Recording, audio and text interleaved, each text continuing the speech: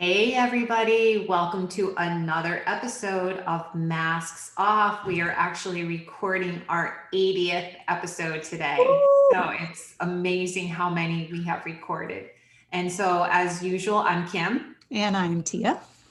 And I will begin with today's quote. We have a really interesting topic for today. So excited. So the quote is by Archie Williams, who was actually a guest on the show America's Got Talent is the name of the show. And he says this, yeah, it's America's Got Talent. Here's what he says. Freedom is of the mind. I went to prison, but never let my mind go to prison. So just let me say a little bit more about that in case any of you are confused. So this is a YouTube video that was taken from the show America's Got Talent, where they had a guest on. He was a guest who spent 37 years in prison for a crime he did not commit. He was released in March of 2019, and then he went on the show and performed, and he quoted, this was his quote, during the interview, he said that because the interviewer, can't think of his name offhand, one of the hosts of America's Got Talent said, how did you survive? How did you survive 37 years of being in prison for a crime you knew you did not commit? And that's when he said that freedom is of the mind. I went to prison, but never let my mind go to prison. So Tia and I wanted to come on today and talk about this in terms of, well, a couple of things, right? We want to talk about both sides of the coin. Right. Well, this is an amazing truth for him and an amazing quote. And it's so inspiring and so helps when we are in adversity and we are struggling and we're in an abyss and we're just looking for something to hold on to, something to pull us out of the abyss. And Archie's story was a prime example of that. And we can talk more about how that works. But on the other hand, there is also struggle too. We're not always there. It's what we talk about all the time. It is progress and not perfection. We said, I'm sure that Archie, every single day of his 37 years in there, didn't feel so great and wonderful and positive and optimistic and empowered and like, yeah, I'm all about this. I can't say for sure because I'm not there with him to ask him, but I can venture out and say that if I had an interview with him post America's Got Talent and said, Archie, what's up? Did you ever feel like you wanted to give up some days? Did the victimhood, did the, what about, poor me, the what ifs, all the fear, the anxiety, all the gremlins, did they ever show up and take over in your mind? Yeah. And I'm going to venture out and say he's probably going to say, yes, I had those very dark days. And then I just found ways to tap in. And he talked about using prayer and he talked about using song to help him get through. So I don't think it's about when we're struggling and we're in the face of adversity. I don't think it's about finding something to tap into and then life is all rainbows and sunshine 24/7, 365. And we don't ever fall into that place of the darkness, right? Because even your symbol on your website is the yin and the yang, right? The light and the dark. So you can't know one without knowing the other. They exist together. Do you want to say more about that since you do have it on your website? And yeah, I mean, I think it's just part of the human experience, right? We need the contrast. We need the joy and the sorrow. And if we ignore one or the other, we aren't living a full and experienced life. And so what do we tap into when we're in our darkest moments is that light, but we're not trying to get rid of the darkness in that, abolish it 100% from our life, because it's going to vacillate. It's the ebb and flow. It's the ups and the downs. And so when we hit that dark spot, what do we tap into to get ourselves up and out. And then another experience is going to happen and we're going to go down and then we're going to come back up, so it's riding those waves and noticing. And, you mentioned his story as you were talking. I actually had to Google it if I look like I was doing something. Because it made me remember, I don't know if you saw the movie, The Boy in the Striped Pajamas. I thought it had a different name, but maybe there is a different name for it. Yeah, I've never heard of it. And I don't think that's the exact one, but that was a good one. Oh no, here it is. It was Life is Beautiful. That was the one. I think it was. But it was about the Holocaust. And so it was one of those, I think both of those movies had the similar, but I think it was Life is Beautiful is the one that came to my mind. But The Boy in the Striped Pajamas was very good because I remember watching that too, is how the father and the son were in the camp and he was playful with his son and how that experience, it was heart-wrenching, but he could have, been upset, separated from the rest of his family, but he tried to find the lightness and the playfulness. And so it's still a horrible, difficult moment. And I can't even imagine. So I'm not even going to pretend I know what that's like. I've never experienced deep, deep hardship, gratefully. But we still have a choice in the smaller moments. So we just took two big moments. We took, he went to prison and he was innocent. And the way the system, we could go into systemic racism and all of that, but we won't tap on that in this episode. And he made it what he could in that moment, just like for survivors of the Holocaust. And I think there was, they were singing songs. I know there's a group, I can't remember which camp it was in, but they basically sang like he used song to stay, and they sang their sorrows in a language that the soldiers didn't understand. And so there was this beauty in the darkness. And so we can do that in our day-to-day life too. So what do we tap into in our day-to-day life when, perhaps you have several sick family members, or you are overwhelmed with work, or you are trying to navigate just Corona right now. It's been a year. And feeling like, okay, I know there's a light at the end of the tunnel, but I can't see it today. I just want to go hang out with my friends or go on a vacation.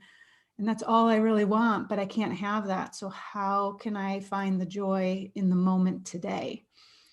So it translates into little things and big things. And I think the more we can practice in the little moments, when we do have a larger thing that life throws at us, we may be easier to find that tapping in, or maybe it takes the big thing for us to find that strength, because everyone is on a different journey and a different path. And so that light and the dark, how can we integrate and make the most of each of those moments? Because we can't stay in the joyful light moments all the time. That's not reality.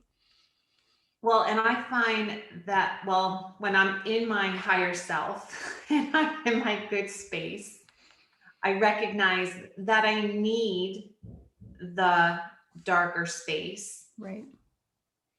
And if I visualize it more as the chrysalis that that the caterpillar goes through to become the butterfly, yeah, right, then I'm looking at it from a more abundant, more higher self, wisdom self place. And then it's like, then I have more peace about it all.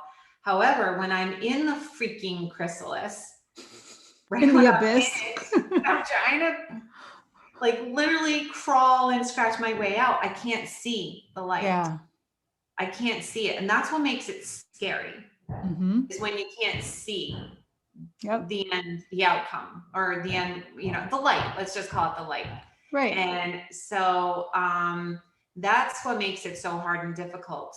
But eventually I always do. And the more of those waves that you spoke about that I ride, the more then it's, sometimes I'll be like, okay, this too shall pass. And then I can have these little whispers, right? Where it's my true self, my intuition, something that just allows me to hang in there and not completely let go and just drown in the sea of all this feeling. So, and I'll share like an example. And I said this before we started recording. One particular issue in my life has been always since, well, as long as I can remember, is with eating, right? And sometimes I feel that in my mind, I feel my mind is in prison, is entrapped, is in a cage because I can't get out of the behavior. I feel as if the behavior somehow takes over. Sure. And I get caught and I can't see it ever going away. And it just feels like it sucks me in. And then, like, lo and behold, through all these years, boom, something will switch. Something will turn the light switch on. And then I'll be like, oh, okay, that's why. Or, oh, okay. And like, even now, just listening to the YouTube video, which we can share in the show notes on Archie Williams, just hearing people's stories like that reminds me of my own inner strength. Yeah. And what it means to continue to fight and not give up, right? To just keep on persevering. And that's what then will pull me up and out of the abyss to where then I can breathe. There's then fresh air, or I've, just come out of the chrysalis as the caterpillar. And now it's like, okay. And then things are a little bit more settled with my eating, and I'm not as out of control, and I don't feel like I'm being overpowered or trapped in my mind. Is really what it feels like, is like I'm in a prison in my mind. Yeah, that he and it can be eating, it can be addictions of any sort, drinking, smoking, Netflix, too much TV, too much screens. It can be a whole host of things.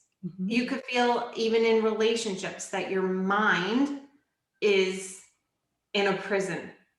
And we'll be talking soon and having an interview soon with a guest who also refers to as being in a cage, a prison, the same thing. It still is all in the mind. There is not a literal prison around me, right? I'm not. But we make it.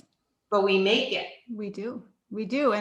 And recognizing that when you're in that dark space, you may not see it. Yeah. And some people can't get out. I mean, they just stay stuck there. And that's their journey, so, and sometimes you may be stuck there longer, regardless how long you are on the path. And like you said, you sit there and you feel it and you acknowledge it. It made me think of when you were talking about that, I saw Glennon Doyle speak a couple of years ago. And it was right around when Untamed came out. And she was in a dark place during the talk. And she said that. She said, I'm in a pretty deep depression right now, but I'm still showing up. Yeah. And she was sharing how when she was feeling good, when she was in the lighter space, she would write letters to herself when she's in the dark space. And so when she would get in the dark space, her lifeline would be to pull out a letter that she wrote to herself and remember, I know you're there. I see you in the dark space, whatever she said to herself. And I'm just making things up. So I'm not using Glennon's, what she's actually saying, but whatever words she knows helps her remember, you're just in the dark space right now, but you will return to the light. And, that's another something someone can do, excuse me, is write a letter to yourself, knowing, you may return to the food taking over. Okay, what's it like when it's not taking over? I'm just going to pull this letter out to myself, because there's so much empowering, because you're writing to your inner child in those moments. And so we can remember to remember. And if we can't remember to remember on our own, we can use those external tools to help us, like the singing or whatever. I mean, there's no right or wrong. And when you're in that dark space, it doesn't help to judge ourselves and shame ourselves and like, because that's only imprisoning you more there. Even more so. Yeah. I like too how you brought up that depression can be another one of those areas of feeling imprisoned by the mind, as well as our masks, really. Yes, right? Because we're not literally wearing a mask. We're not walking around with these masks on that says on it, people pleaser, rescuer, fixer, caretaker. It's all in the mind. Yeah. It's in the mind. Even the roles. We had that episode on roles a while back. Yeah. Expectations. they're all in the mind. And at the end of the day, we are the only ones who can set ourselves free. 100%. And while you might have some freedom, sometimes you might retreat back. I think that's what we wanted to also underscore and say, that it may be that ebb and flow that you were just talking about. You may be able to release yourself and have some freedom in one area or one particular freedom. Like point. Me with the food, sometimes I have the freedom, sometimes not. It's an ebb and flow. So, and I think where I sometimes, when I'm in the dark space, where I do get really sucked in even more, is because then I put an expectation on it of him, you should be better at this by now. Right. Like looking for the perfection. Why aren't you free and staying free? Why are you going back to this behavior? Been here so many times before. So then there comes the perfectionism, right? Which is just another form of imprisonment in my mind. Exactly. And so that's why, we talk about the different masks. That's what we have. We don't just stay focused on one thing or move. We want to prepare and provide information in the different ways we do imprison ourselves, because we do it to ourselves. And it's not that we do it intentionally at all. I mean, culture puts so much on us, expectations from our parents, from, the school counselor, whatever it is. It's not that we didn't have the strength to push them away at the time. We just didn't know any different. And so the more we can step into grace for ourselves and have self-compassion and embrace the darkness. Like, yeah, I'm just in this dark space. I'm in my imprisoned mind again, but I know it's temporary. And this too shall pass.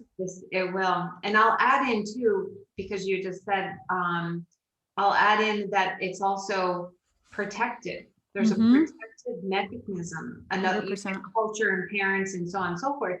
But we also created, obviously not consciously, but we created these masks, these ways to protect ourselves. Because when we were kids, it was not okay. We learned at some point it was not okay to be fully authentic, because this is what we're talking about, really, right?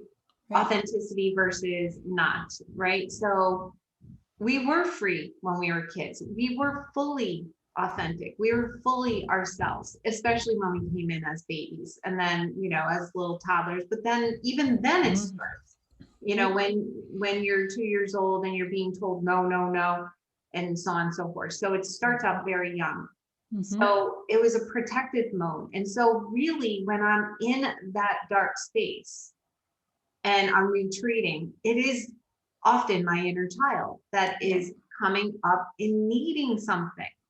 And so then it's also a practice of my adult self, which also is a lifeline in a way to help. It's my adults, just like you said with Glennon Doyle, really it was her adult higher self writing the letters in her good space, we'll call it good space, when she was in the light, that it was really her little girl that was in the depressive dark space. So it was her adult talking to her inner child and seeing herself. It's like, I see you in this space. Yeah. You're still just as worthy in this space as you are when you're in the other space. So it's not either or. We can be both. And then we rise and we fall. But even the rise and the fall makes it sound one is better than the other. They just are. It's the human experience. And we learn and we have those opportunities. And so I love the image of when we're in that space of the imprisoned mind, that we're in that chrysalis, because we can, because every time we come out of that space, we grow a little more. We learn something new. A little stronger. A little stronger each time. It's such a skill set, though, to develop. It's taken me a very, very long time to develop this skill of my adult self being able to come in and have compassion for my inner child self that is struggling in a dark space. So I just want to, underline that as well. Yeah, that's a good point. And that is why we are on a journey and there is no destination. Absolutely. Yeah. Wow, this has been really good to just come on and just talk about this and hash this one out.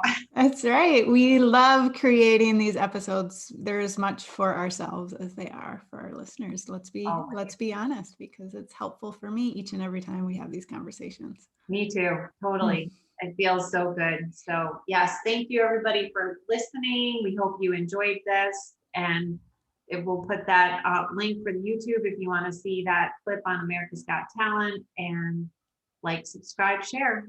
Thanks so much, everyone. Have a great week. Bye.